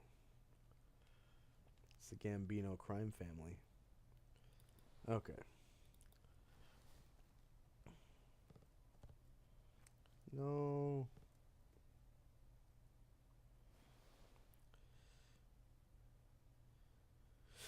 So that might be enough to write, a little bio. I can give you a little bit more information about the surrounding area, like geographically as well. All right, cool. So you would know about Gronar is at the northern tip of a vast grassland called Castle Downs. Okay. Sounds cool. I like that. Yeah. So I'm going to give you access to Castle Downs. Okay.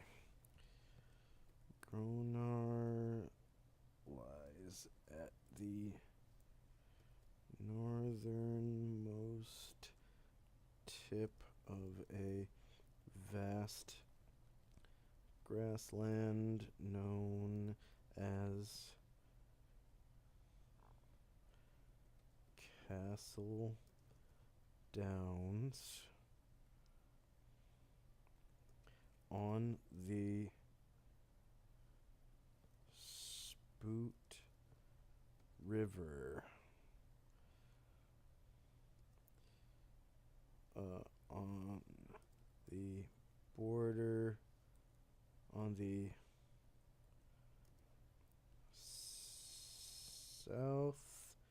southeast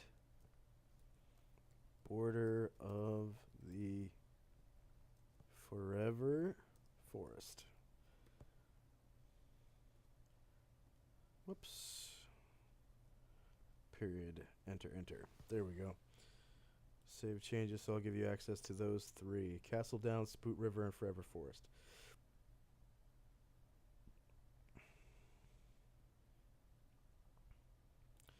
Alright, Castle Downs, edit.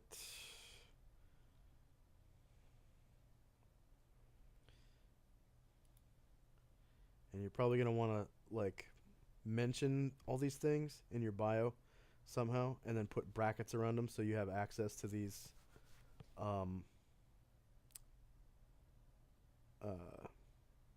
handouts.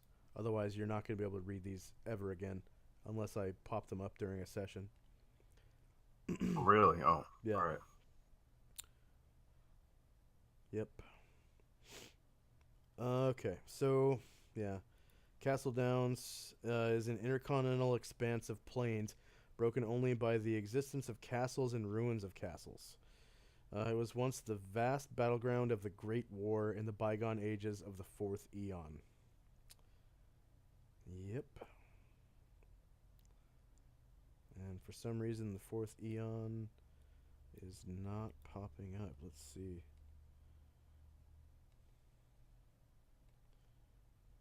Personality timeline. Fourth Eon. Edit. Copy.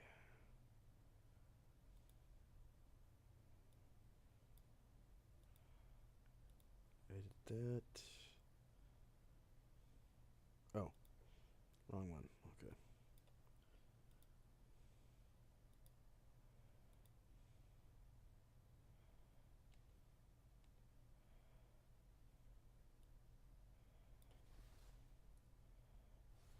Space. Period. Hopefully that works. Save changes. Hey, it worked. All right. Okay. Castle Downs. So you've got access to Castle Downs. Okay, Spoot River. Some people like think that's some kind of inappropriate name for a river. I don't get it. I mean, I've never Googled the word spoot, but whatever. The Spoot River is the Do you have any largest. encounters with domestic cats? Huh? Encounters with domestic cat. Where? What?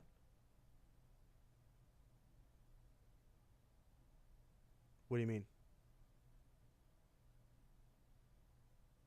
Is this like your bestiary or something? What is this? I don't know what you're talking about. You have like a monster handout? I mean, never mind. Just all right. Yeah, there's monsters that the group has encountered, and I gave them access to the monsters' bios. Cool. Yeah. Okay. Spoot River. Do you see that handout? Yep. So the Spoot River is basically what feeds Gronar's water supply and moat. Spoot River is the largest river in eastern Panoplia. It begins in the Barricade Mountains, passes through the moat of Gronar City, through Forever Forest, and ends in the Misty Sea. Okay, and then Forever Forest is important as well. Edit. Joshua B. I swear to God I did not name this after the Forever Forest in Paper Mario. I didn't know about Forever Forest in Paper Mario. Like, there's actually real forests in real life called Forever Forest. So, fuck Paper Mario. It has nothing to do with Paper Mario. I've heard that before. So, that's why I'm mentioning that. Yeah, Forever Forest is a big place. Many adventurers have lost their lives in this vast wilderness of trees. It runs from northern Panoplia in a generally crescent shape around the eastern end of the Misty Sea, all the way around into central Panoplia, far to the south. It borders many important locales and terrain features, including, but not limited to, the Barricade Mountains, Castle Downs, and the Grey Mesas.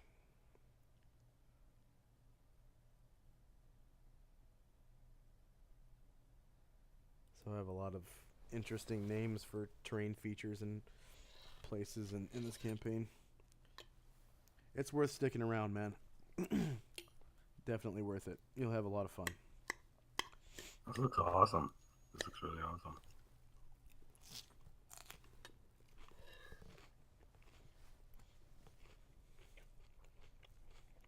But I need to go to bed. It's a 10:45. I got to get Right. up at 6. So hopefully I'll see you tomorrow. If we can get your character sheet done tomorrow, you'll be able to play on Saturday. If not, gonna have to hold off another week. Okay? All right. All right. So Well, I only need to add the weight for like the tinder box and the clothes and all that. you also have to write that bio. The flanger, because Yeah. So all I need for the bio really is a good solid paragraph about, you know, the NPCs that you know of or know. Like, you know Mucky, you know the boss. Mucky's my boy. Yeah. Which religion did you choose? I think I might go with Hades. Okay. So since you know Hades, or since you are a Hades worshiper. I'm also going to give you access to the bio of the High Priest of Hades in Gronar. Um, his name is Kothon, and he is also a former adventurer. He's probably the most powerful NPC in the city, but he keeps it kind of secret. Let's see, edit.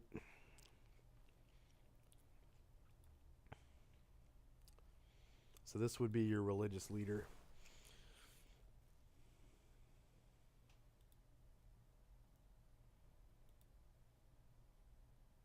Cool.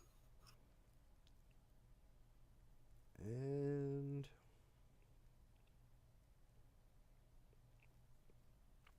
come on, there we go. Show to players. Okay. Black hair, blue eyes, so he's from the tribal people. He's a handsome, physically fit, and muscular, long-bearded, middle-aged man. And then he's got a long bio with a bunch of stuff in it. He used to be part of an adventuring He's in group. the Senate? Say again? He's in the Senate? No, he's not in the Senate. His liege or patron is the Senate of Gronar, led by Senator Lucius. He's a religious leader. He's not in it, though, at all. No, he's not in. No. So that's another NPC that you would know. And that's about it. All right.